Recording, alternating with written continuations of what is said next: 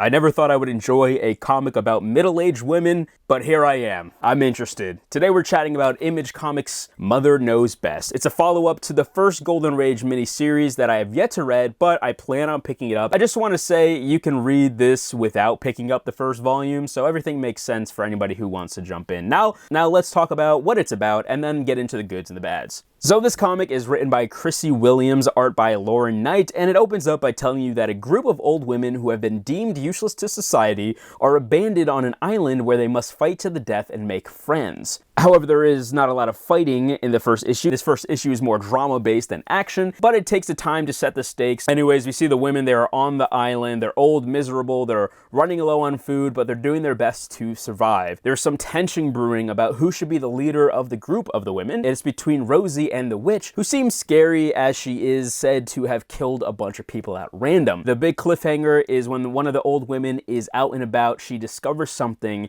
that is a very big problem. So that's Golden Rage #1 plot. Let's talk about the good and the bad. First up, the goods. The art is wonderful. It's not genre breaking, but it's very pleasant to look at, especially when it came to the paneling. I just like how they bend and break the lines between panels to show us some action, which we'll talk about later in a second. Good #2, the writing is engaging. I usually get bored with drama and hate having to see people just talk around, but this sets the stakes and shows some real drama and tension and a little bit of fun. I really believe that these people are stuck on this island and are making the most of it. My favorite panel from the comic is this one. Now to the bad. #1, the beginning promised me fighting to the death. All I saw was making friends and a little bit of making trouble. No fighting to the death. As a #1, you know, I feel like you're supposed to set the tone for the rest of the series, and so far it just sets it up like it's going to be a drama with not a lot of action. I mean, even like some flashbacks to the witch killing people at random, which like they talked about, would have satisfied me. It just doesn't feel like a #1 that hooks you in with the promise of the story that was at the beginning.